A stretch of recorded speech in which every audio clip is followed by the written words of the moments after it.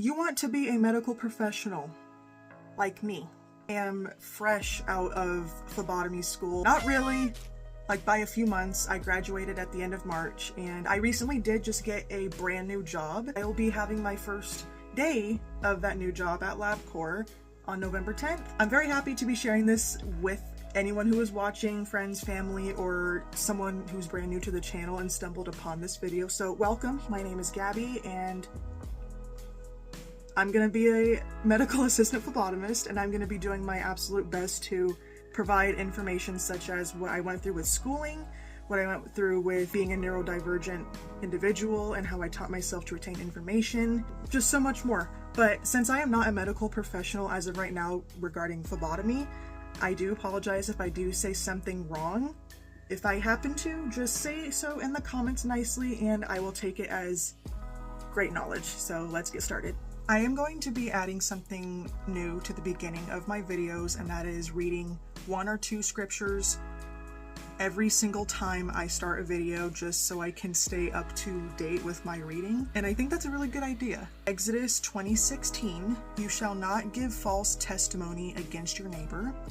And Proverbs 12:22, the Lord detests lying lips, but he delights in people who are trustworthy. So don't be lying. Every once in a while, there will be a white lie, but who is the king of all lies? The enemy. I mean, I lie sometimes, and I want to be better. That takes time, and lots of time with Jesus. Let's just get into the video, and we'll see what we're going to be talking about. We'll be learning everything together if you're a brand new nursing student, phlebotomy student, or CNA, whatever it is that you're studying. My social media is located in the description below, such as my TikTok, my Instagrams, and that's pretty much all I have. If you are already following my TikTok, you probably know that I have been talking about phlebotomy and learning as much as I can, and even finding this little flip book on my channel over there, because it's getting a lot of attention. And if you're interested in learning with me as a brand new medical assistant phlebotomist, then I really hope that you follow along for the ride. Most frequent question that I am getting on my TikTok comments is, how did you find all of this information? The answer is multiple sources. Social media, friends and family, textbooks, and your healthcare team, like your doctor's office. Social media like Facebook, TikTok, Instagram, etc., Google, friends and family. I have 2 friends who are hands-on in their careers. My best friend, Amber, is an MLT, which is a medical lab technician. She works in a hospital setting, and she was able to help me get my foot in the door in her workspace with her boss, and I was able to apply there twice. But since I got hired, I kindly rejected his interview, and he was okay with that. I have another friend I went to high school with. I actually did orchestra with her, and she's a phlebotomist, and she works in a clinic, I believe. My mom works in the medical field. She's been connected to it forever. She doesn't nurse anyone. She doesn't poke people. She doesn't do anything other than just check people in at the hospital desk, and she does a very great job at that. She just has so much experience. She built so much skill over the years, and she was able to get in a hospital setting. And you're probably thinking, then how the heck are you getting your foot in the door in the medical field with your mom? I have my foot in the door by applying to that hospital because she is my mother who works for them. Textbooks.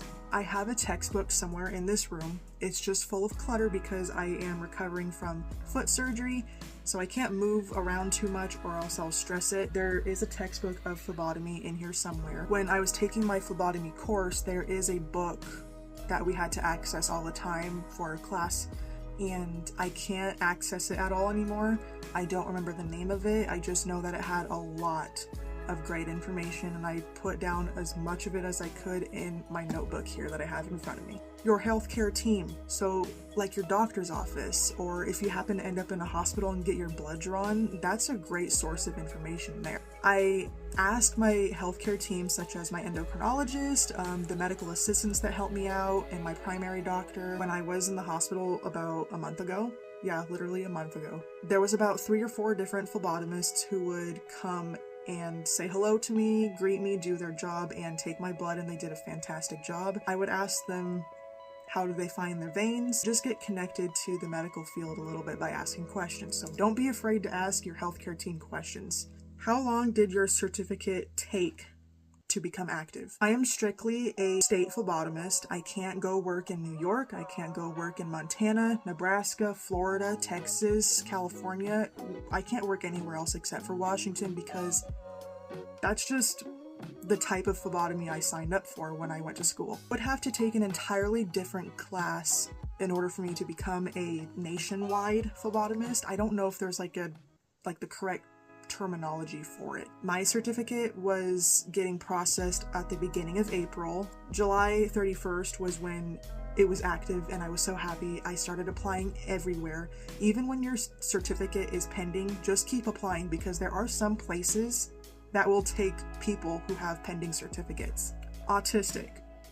I have ADD, attention deficit disorder, and level 1 autism, so anything I do, such as facial expressions or blinking, basically my mannerism, or just how I talk and everything and look around is part of my level 1 autism, can be a challenge to retain information, to learn things. If phlebotomy is your focus, your main interest of career choice, you are going to retain that information regardless of having autism or ADD.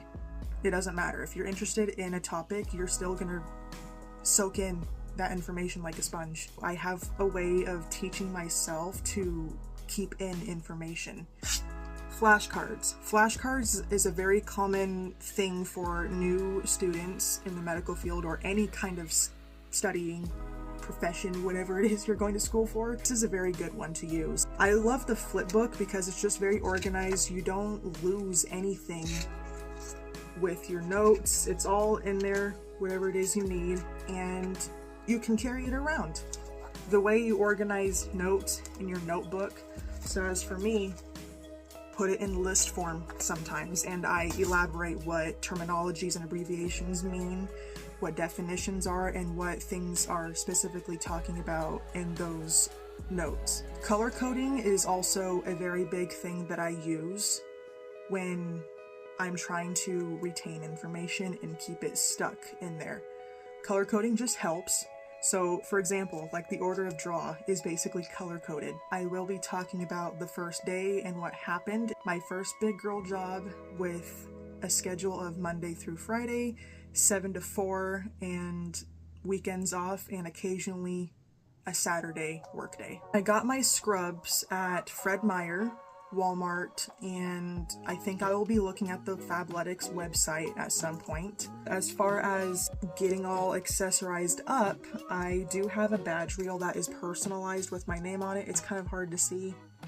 Got this from Etsy. EDTA lavender top tube from Etsy, which is personalized and has my first name on it. Obviously, there it is. The chain did break off a little bit, so I do have to fix this. It's a keychain, by the way. As far as learning and you're brand new to school, you're starting school, you're nervous about it, just do your best. You will find ways to help yourself process information. Lots of help from your peers in your class. They were able to help with certain things that I didn't understand, and I was able to write them down in my notes. Ask your instructor lots of questions because they are there to make sure you succeed and that you learn everything correctly. If your instructor or your peers are being very harsh, in rare cases the students are not very harsh and makes you feel a little intimidated, don't take it personal. Study all the time, look through your textbook, flashcards, tons of notes, color coding. Ask someone in your family to help you study. In my case, I was in a 3-week course. It was 2 days a week in person, and we were there for about 3 to 4 hours every time. We did a lot of virtual labs on our computers. We did our quizzes on there, and we even took our final exam. We all passed perfectly. If you are brand new to the medical field and you are a phlebotomist who is going to be starting out very soon in class or is going to be starting their new job soon, I'm here to learn with you, and I'll be doing my best to be sharing my experiences in my new job soon. I will see you all in the next video. Do not forget to keep studying and don't be hard on yourself.